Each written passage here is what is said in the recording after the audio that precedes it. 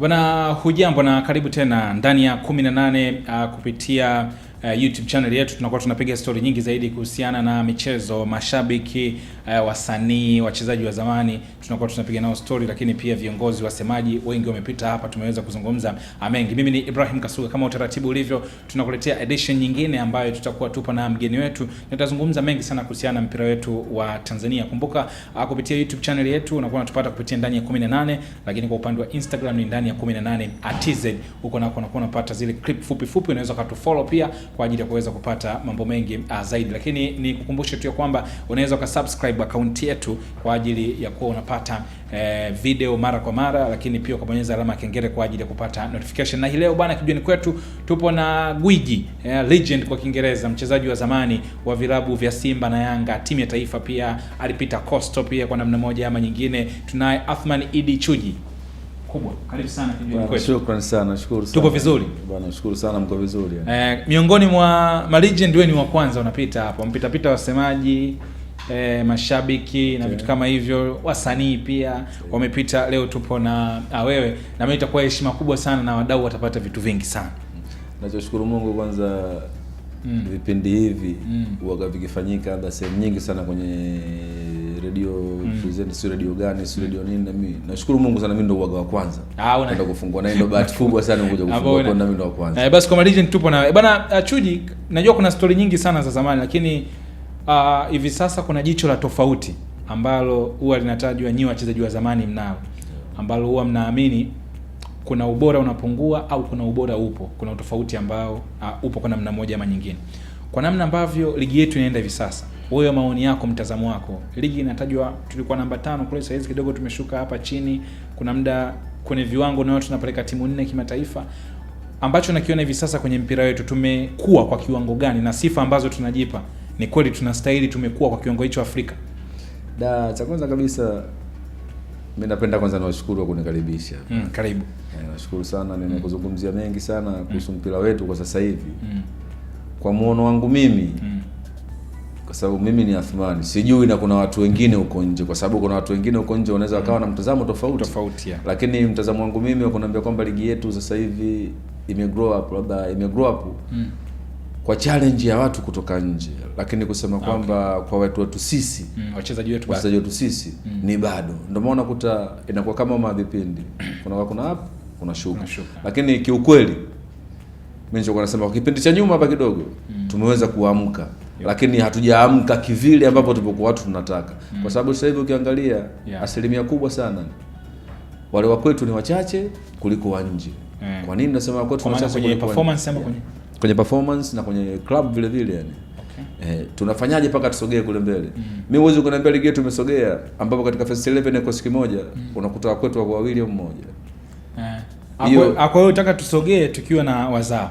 Tusogee tukiwa na wazaa, ile cream ikiwa imechanganyika kidogo yani. Lakini kusema ile on top kabisa kwamba hawa wageni ndio wanakuja kufanya kazi kwetu sisi inakuwa ni ngumu. Na hiyo inakuja kutuletea ugumu. Kwa sababu gani? Hata national team inakuwa ni vigumu. Kwa sababu unakuta national team kwa zamani sisi tulikuwa tunacheza ukicheza timu yako labda Simba au Yanga almost kwa muda wa miaka 2, kuna experience fulani ambayo unaipata, hata kuselect kwenye national team kuna kitu ambacho anakwenda kukifanya.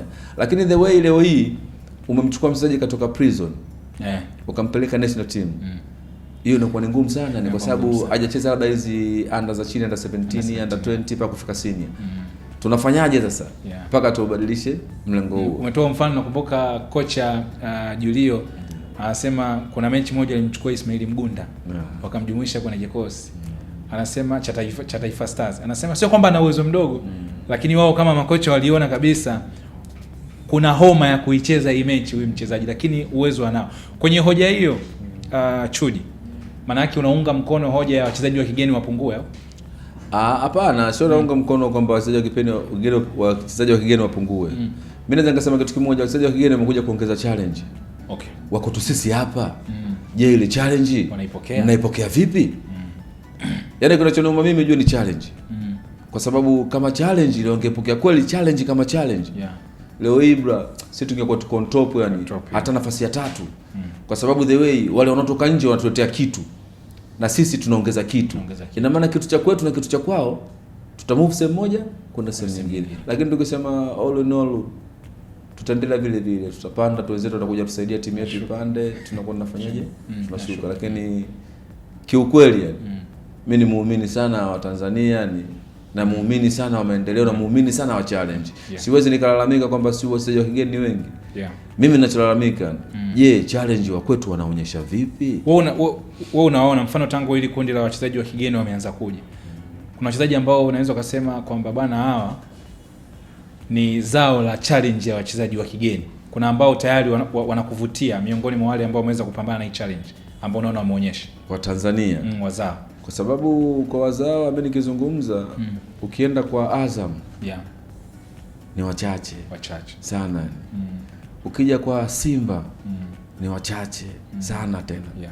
Ukija kwa Yanga ni wachache sana tena.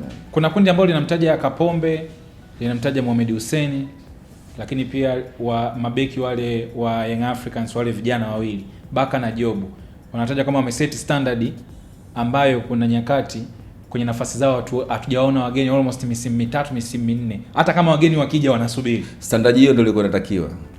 Na wewe kweli unaona yani hiyo ilikuwa inatakiwa, kwa sababu mimi uweze ukaniambia Kapombe na Shabalala. Mbadala Kapombe na Shabalala ni nani? Bado ndio tunaona wakina Msimu. Ndio maana waache wacheze tu kina Kapombe yani. Kila Shabalala waache wacheze. Wanacheza wale kwa sababu gani? Huku nyuma hawajaona mtu wa kuniletea mimi challenge. Ndio maana unakuta kila mtu anaona kila siku hata nifanye mazoezi ni perform. Lakini hawa walioko chini hawaangalii kile kinachotokea kule juu. Huyu brother ameanza umri fulani. Kadri siku tunavyozidi kuendelea, nguvu yake inazidi kupungua. Ina maana sasa hivi anachezea experience na mazoezi yani. Lakini kusema ile aliyetoka chini huku ana miaka michache kwamba mimi nataka nifikie on top, nikifika miaka 20 22 ndio miaka ile ya kuhiti ya 23 24 25. Ukishafika miaka 27 nguvu zinaanza kufanyaje? Kupungua. Je, ni watoto gani ambao wanatoka chini kuanzia miaka 17 mpaka kwenda pale? Kumekuwa kuna hao wachezaji ambao tumewataja hususani Mohamed Hussein pamoja na Kapombe. Kuna nyakati ambazo wamekuwa wanaingia kwenye ukosoaji. Hasa ile mambo ya national team au kwenye mashindano ya kimataifa kwenye vilabu vyao. Bwana hawa wamezeeka, bwana hawa inatosha bwana. Lakini still wako pale. Yaani watakuja wachezaji wa kigeni, bado utamwona Kapombe kwenye timu. Hivi Zimbo utamwona kwenye timu. Ule ukosoaji ambao wanakutana nao, wewe umecheza pia. Unaamini tunavyowazungumza ni kweli wameisha kwa kiwango hicho? Mimi nachoweza kusema Asuga paka leo.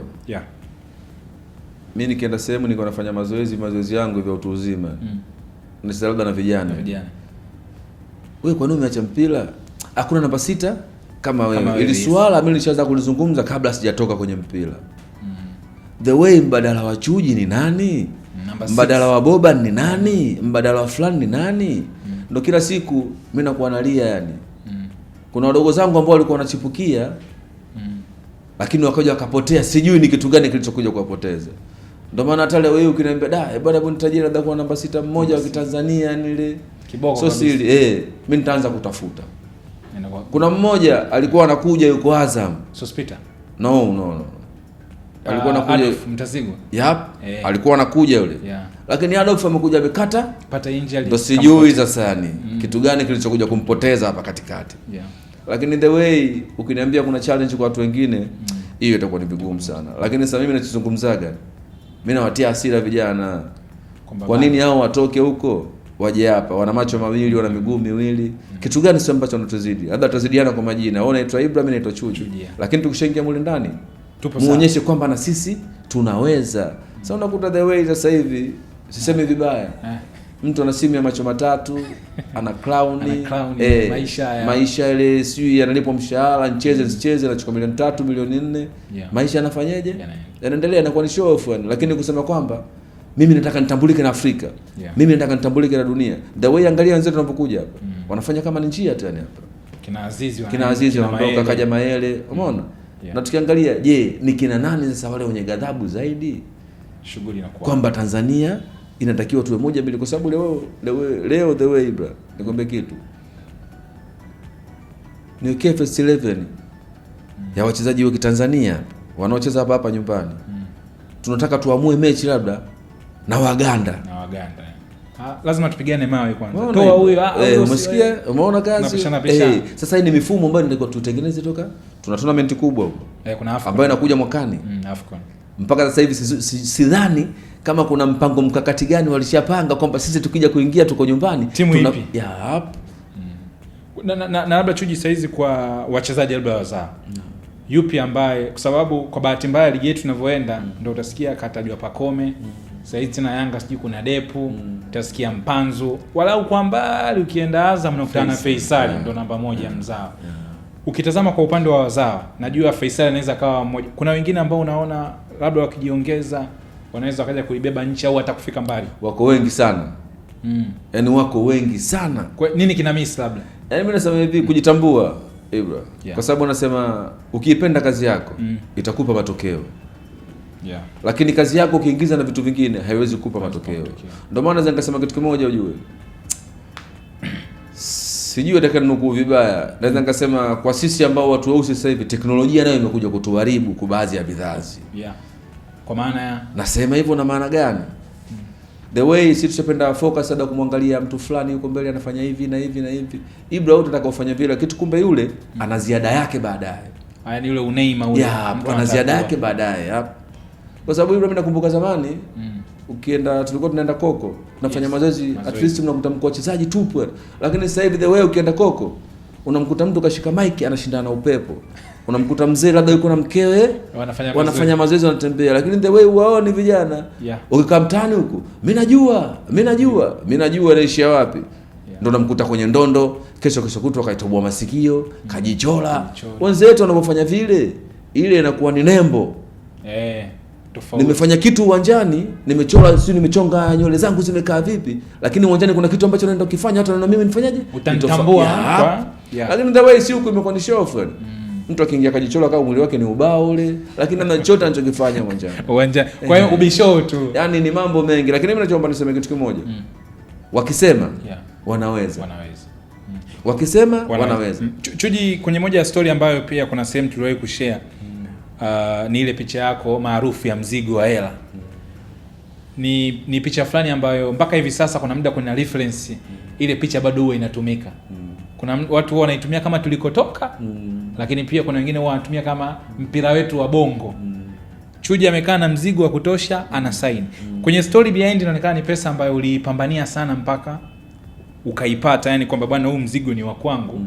Haikuwa easy na ulikuwa unajisimamia. Sahihi. Kwenye mazingira kama yale wanasema kuna vitu ambavyo nyinyi mlikuwa mnavimiss na maybe mngevipata saa hizi labda mpira wetu mngeupeleka mbali sana.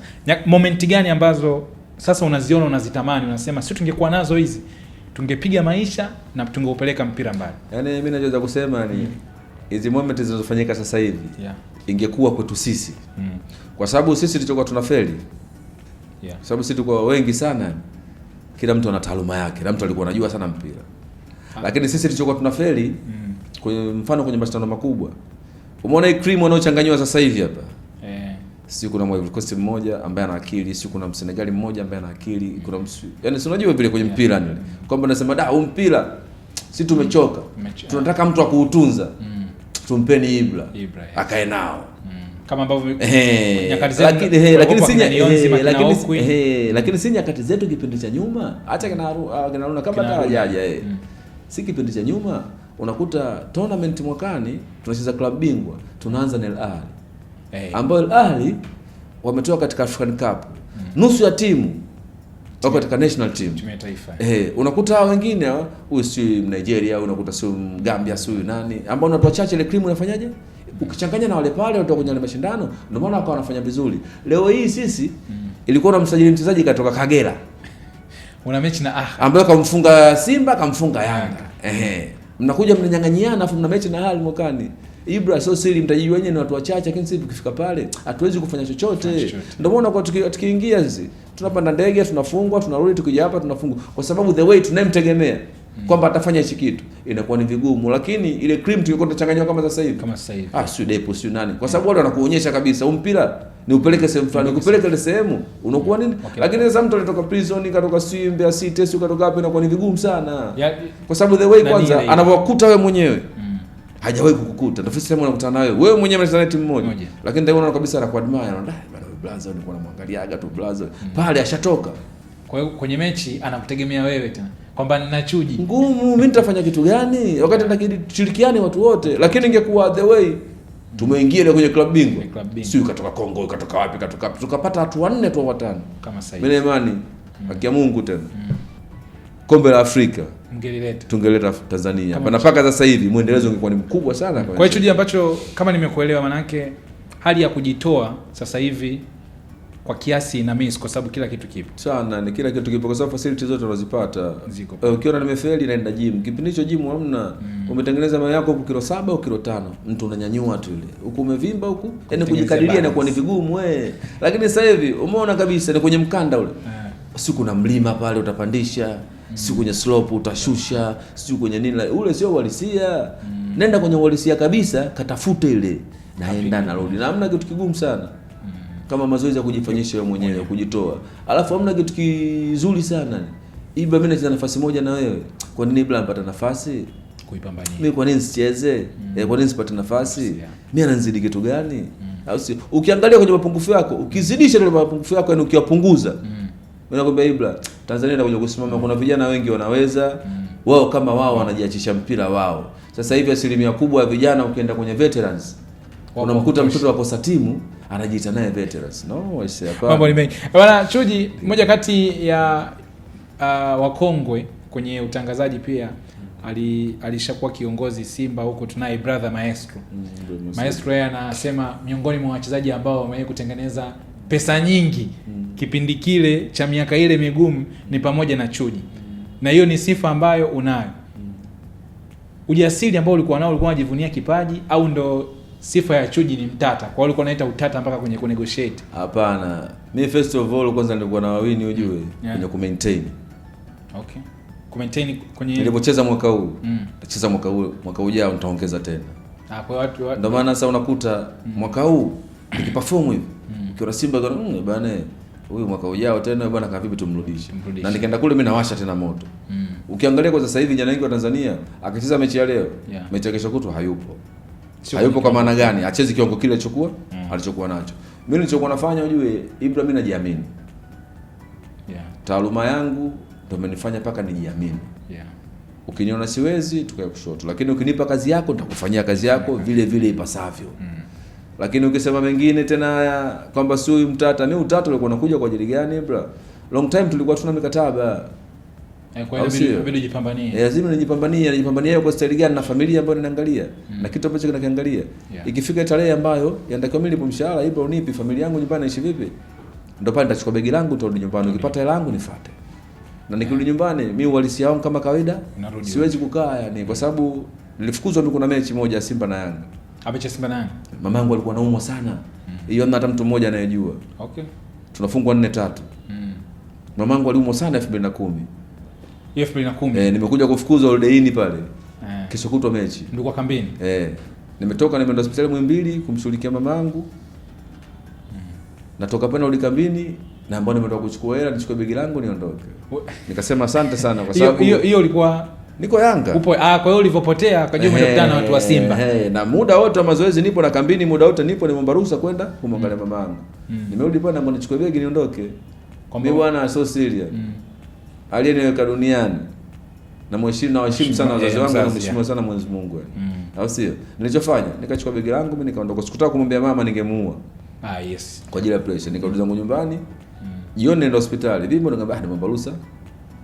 Usiku saa 2 napigiwa simu na viongozi. Wewe uko wapi? Naambia niko zangu nyumbani. Vipi? Naambia fresh tu.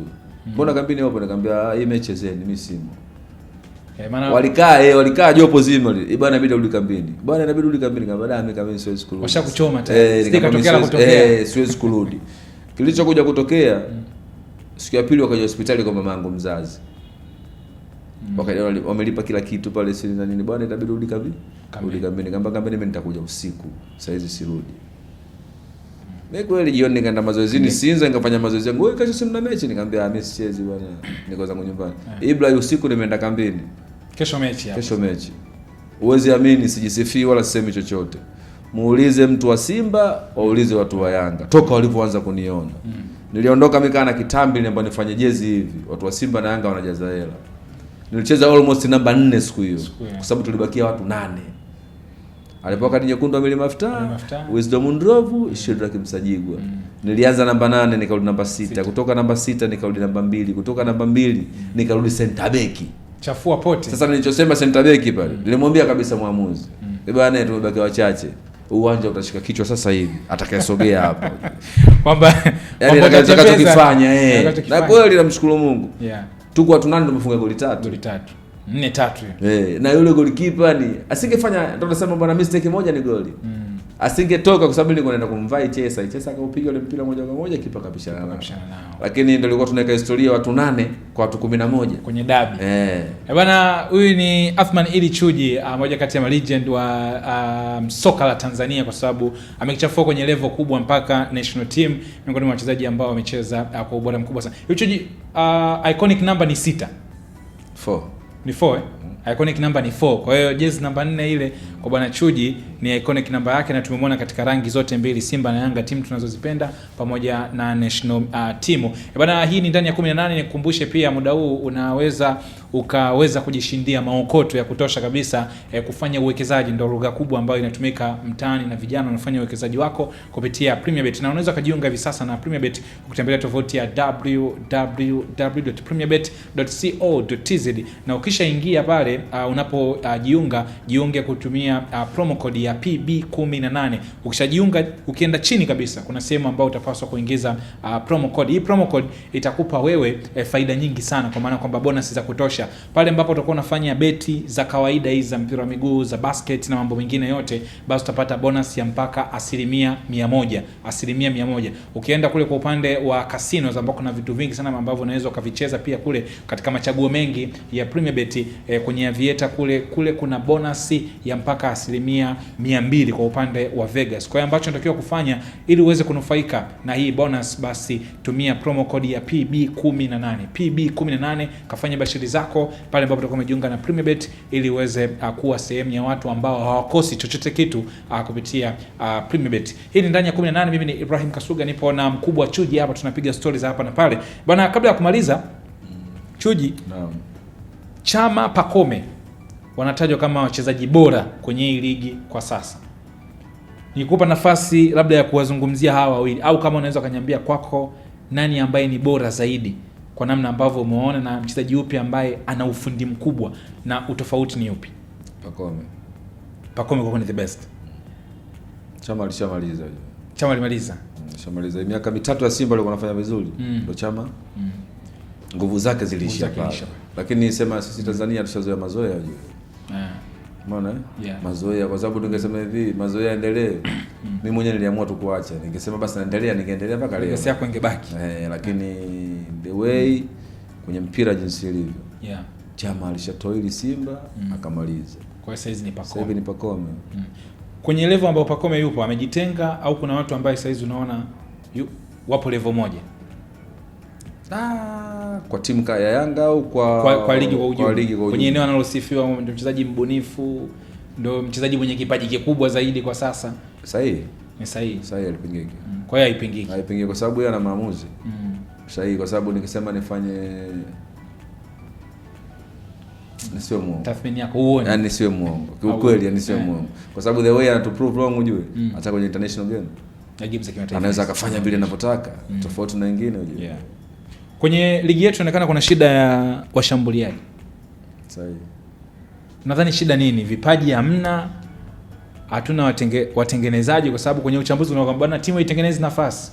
Kuna mtu anambia bwana washambuliaji butu. Mfano kama Simba na Yanga hapa katikati wamebadilisha sana watu. Yaani kama Yanga inabidi aongeze striker dirisha dogo Depu, ndio nakuta Dube 6 Depu 6. Ligi hiyo msimu uliopita Dube kwaonekana hatoshi. Simba huku ndo washambuliaji walikuwa msimu uliopita wote safari hii wameondoa. Kwa washambuliaji nadhani shida ni nini? Tunafanya scouting mbovu. First of all kwanza kwenye scouting. Kwa sababu tuseme kitu kimoja ujue. Eneo lenye hela ni eneo la striking. Ambao eneo lenye hela duniani ni eneo la wapi? La striking. Ndio nikasema scouting mbovu kwa sababu gani? Si wachezaji tunao. Lakini je, ni nani ambao wanafanya scouting? Ndio kila siku mimi nakuja narudi pale pale ujue. Wadogo tunaanzia wapi? Kwenye kuandaa. Umeelewa? Lakini tukipata wadogo tunaanzia wapi? Kesho kutwa wale wanakuja kutusaidia. Ndio maana nalia timu ile ya Ngorongoro iko wapi? Ambayo mwakani si tuna tournament kubwa ya AFCON. Tournament kubwa ya AFCON. Je, tunawaandaa kina nani? Hiyo AFCON wanacheza kina nani? Hapa katikati kabla hata hatujafanya hivyo ilitakiwa utoke mlolongo. Almost wa nchi nzima labda. Nchi nzima hapa kulikuwa na mashindano ya Taifa Cup. Ila kuna mazingira wanasema ule sio uhalisia tena. Upi? Wa Taifa Cup wanasema watu inabidi wapambane kwenye ligi huko washindane. Nachoweza kusema kitu kimoja. Kuna watu hapo sio na Manyele huko wako wapi si wapi huko au sio? Wanataka nitaanza kutolea mfano mmoja nilikutana kuna kijana mmoja Mikaama. Akaama kuna siku moja tulienda na Simba tulienda kuna sehemu moja inaitwa Ushirombo. Yule Messi mnayemwona Messi. Lionel. Edibili Lunyamila. Kuna mtu kipindi aliyepata. Tulikutana kuna kijana kule. Uwezi amini baada ya miaka 3 tumeenda na Yanga Mwanza nilimkuta anauza mayai. Haiwezekani. Kwa hiyo akia Mungu nilimkuta anauza mayai. Nilisema unanikumbuka brother? Nikamwambia hapana nikumbushe nakutana na watu wengi. Tulikutana kuna sehemu moja Boy Shilombo mimi kama mnaniita Lunyamila au Messi. Ndo wewe? Unashoniambia mimi nauza mayai brother nikosa nafasi. Leo liniuma sana yani. Leo liniuma sana yani. Hiyo bahati tunasema au mifumo. Sasa tunasema kitu kimoja au scouting wenyewe. Baba mpira TFF. Au sio? Baba mpira kama TFF angekuwa anachuzi watu basi, wana select. Wazunguke almost nchi nzima. Wakaangalia. Kwa sababu si wanafungu. Almost nchi nzima kuna 1 2 3 kwa almost nchi nzima si na chama yenu michezo. Chama cha mpira cha Mwanza sio wapi ni mwana? Bwana wanakuja watu fulani kwa kuna 1 2 3 4 5. Wale mnaweza mkawezesha kidogo kuanzia tournament moja kwa sababu anakwambia mchezaji anamsajili mchezaji mwenzie. Leo hii uwezo ukaniambia mtu katoka benki anakwenda kusomea mpira anaufundisha saa ngapi? Unaongeza CV. Ya nini? CV unaipeleka wapi? Hamna msaada wowote. Kwa sababu ndio maana nakwambia hivi sasa mtu wa benki anaweza akamselect shemeji yake, akamselect sio nani wake. Lakini mimi first of all wale jua mpira cheza mpira, najua kabisa. Huyu mchezaji. Ibra akipiga mpira, the way unavyoreceive, the way unavyoutaka, the way unavyoupeleka, nitajua kabisa huyu mchezaji. Kuna kitu kidogo tu ambacho labda ana miss. Hichi kitu kidogo akienda kule kukutana wenzie inawezekana. Je, ni nani wa kufanya hivyo? Shughuli inakuja ngumu sana. Bwana kwenye story ya Chuji kuhusu Messi au huyo Lunyamila bwana wakaama. Story ya Clement Mzize ni kipaji kikubwa ambacho kilikuwa kipo Iringa. Kutoka kwa Mzize aliyekuwa mwenyekiti wa Yanga mzee wetu Dr. Mshindo Msola nyumbani kwao Iringa walimpa kama zawadi. Kwamba mzee wewe si mwenyekiti wa Yanga, chukua zawadi hii, sisi tunakupa huyu kijana zawadi. Leo Mzize huyu hapa taifa linamuimba. Kwa anachozungumza Chuji kuna vipaji vingi lakini inawezekana bahati au mifumo kuna muda inakuwa inagoma. Bwana Chuji ulienjoy zaidi maisha wapi Kariakoo kati ya Simba na Yanga? Kote. Ulienjoy kote. Kwa sababu unakutoka kulikuwa nacheza miaka 3. Nikirudi pale nakutana troops yangu kwa vile vile. Hapo tulikuwa tunafanya kazi vile vile hawajabadilika. Wako vile vile. Nikirudi huku lakini Yanga ndio nilienjoy zaidi yani. Maisha na mpaka mafanikio kila kitu yani siwezi kusema kila kitu yani changu anachokiona mimi nimekipata Yanga. Yani kila kitu nilichokipata. Hela nyingi ulipiga Yanga. Kila kitu yani nimekipata Yanga. Lakini first kabisa inasajili Simba kwa sababu tulikuwa nimetoka shule afu nimeingia kwenye taasisi moja hivi ya serikali. Nilipotoka pale hela niliopewa ilikuwa ni nyingi kwanza kwa kipindi kile. Ya Simba. Ilikuwa ni nyingi lakini sasa the way kadri muda ulikuwa unazidi kwenda kwa sababu nishaona mimi nimetoka kwenye taasisi ina maana nimeingia kwenye fani yangu. Mimi niwekee mkazo ndio maana seka mimi nabadilisha kwa sababu career yangu yote mimi nimecheza Simba na Yanga. Miaka yangu yote ni Simba na Yanga. Hivi Chuji ilikuwa ni rahisi kiasi gani kutoka kwenye taasisi ya serikali kwenda kucheza mpira eneo ambalo halina uhakika wa maisha, eneo ambalo halina mikataba? Kwa sababu ulichokuwa na stories za kina Mwinyi Kazi Moto, nafikiri kina Oscar Joshua pia. Yani mtu anatoka kwenye taasisi ya serikali anaenda kucheza mpira. Huko tu kishaanza kusikia masuala ya mishahara au mtu kaumia inakuwa balaa. Ilikuwa ni mapenzi na mpira, kipaji. Na ulikuwa mnatafuta hela, ulikuwa unatafuta umaarufu. Kasuga first of all kwa watu wanajua mimi. Mimi mamangu alikuwa mcheza netball mkubwa tu star. Okay. Babangu alikuwa mcheza mpira mkubwa tu. Mimi mpira nilikuwa siupendi. Okay. Wajomba zangu wote ni wachezaji. Mpira nilikuwa siupendi. Yaani mpira mimi kama naamka hivi kulia kalala mama nakuta mpira, kushoto kalala baba nakuta mpira. Nikitoka kwenda nje wajomba zangu nakuta mpira nje ya nyumba yetu kuna uwanja mpira. Kwa hiyo mpira wako ni maisha. Mimi mpira nilipoona shule sababu elimu yangu mimi ni form 4. Na mtihani wa mwisho mimi nafanya sikumalizaga mtihani mmoja bookkeeping. Ilikuwa ni Yanga na Polisi, utafuta nafasi ya kwenda kuchezana ni bora. Nimefuatwa na Polisi pale kwa sababu mimi ndo key player. Kwamba nimefuatwa na Polisi, timu zishaingia uwanjani kabisa. Wale wameanza 10 wanashangaa mimi natokea tu nimevaa nguo zangu za shule. Uwanja mzima wanashangilia huyu ni nani? Ambaye mimi ndo nilikuwa icon ya pale Dodoma. Wanaangalia huyu ni nani? Mimi naingia kweli pale. Nilipoingia tukayafanya ile akawa tofauti, Yanga na kufa golizi 2. Baada ya mimi kuona vile nikaona mimi huko kwenye education sipo. Talent yangu nini? Mpira. Ni focus na nini? Mpira. Nizingatia yale yote ambayo takiwi kwenye mpira nisiyafanye. Nifanye kile ambacho kinatakikana. Ndio uweze kusema kitu kimoja, the way paka kuja kuitwa Chuji. Ndio jiulize nimetengeneza vitu mpaka kuja kuitwa Chuji, kwa sababu nasema kitu kimoja, ukiweza kuimbwa na Tanzania yani ujue umewachia kitu kimoja kikubwa sana. Sababu na imani kuna wachezaji mpaka leo wanacheza. Tutoke tusimame tu mimi na wao. Unaweza kumuuliza huyu ni nani, akwambia mimi simjui. Huyu nani? Huyu ni fulani. Lakini kuna kitu ambacho nimekiacha na tushukuru Mwenyezi Mungu. Basi kikubwa sana. Bwana Athman Idi Chuji, moja kati ya wachezaji wakubwa kabisa, magwiji kwenye level kubwa ya mafanikio akiwa amecheza kwenye mpira wa Tanzania pamoja na national team. Bwana Chuji, najua story nyingi sana, muda wetu umekuwa ni mchache, na naamini tutakutana tena kwa ajili ya kupiga story nyingi zaidi. Bingwa nani? Simba Yanga msimu mwendo unavyoenda? Mpira umeshushia dhamana. Alijiandaa vizuri. Unaambia bwana yeye kameishi pande zote hizo mbili. Bwana muda wetu umekwisha, lakini nikumbushe tu kwamba kupitia Premier Bet unaweza ukaendelea kutengeneza maokoto, na kitu kikubwa zaidi kuna machaguo mengi zaidi ambayo unaweza ukayafanya, kwa maana kwamba kwenye kufanya bashiri zako kuna upande wa Vegas kule mambo ni mengi sana, makasino, lakini pia kuna michezo yetu mingine huko ya kawaida, football, unakutana na basketball pia zipo. Zote hizo unaweza kuzifanyia bashiri na ukaenjoy zaidi. Lakini kama bado hujajiunga, basi jiunge sasa kwa kutembelea tovuti ya www.premierbet.co.tz, na pale ambapo utakuwa unajiunga, ukishamaliza kujaza, nenda chini kabisa kuna sehemu ya kuingiza code, ambapo unatakiwa uingize promo code ambayo hii itakupa wewe manufaa zaidi. Andika PB18. PB18 hii ni promo code ambayo itakufanya uweze kupata bonus za maana kabisa. Kuna bonus ya mpaka 100% kwenye machaguo haya ya mpira, sawa bwana, ukibashiri kwa upande wa basketball, lakini kwa upande wa Vegas kule kuna bonus mpaka ya 200% kwenye mambo yetu ya vieta makasino kule. Kwa hiyo jambo linakuwa limesimama kwa uzuri kabisa. Kwa hiyo jiunge leo na Premier Bet ili uweze kupata manufaa zaidi kutokana na bonus hizi ambazo tunazipata. Mimi ni Ibrahim Kasuga, bye kwa sasa, tukutane tena kwenye episode nyingine ambayo itakuwa inafuata. Usisahau kusubscribe na kubonyeza alama ya kengele kwa ajili ya notification, na kila kitu ambacho kinakuwa kinakwenda kwenye YouTube channel yetu unakuwa unakipata kwa wakati. Bye bye.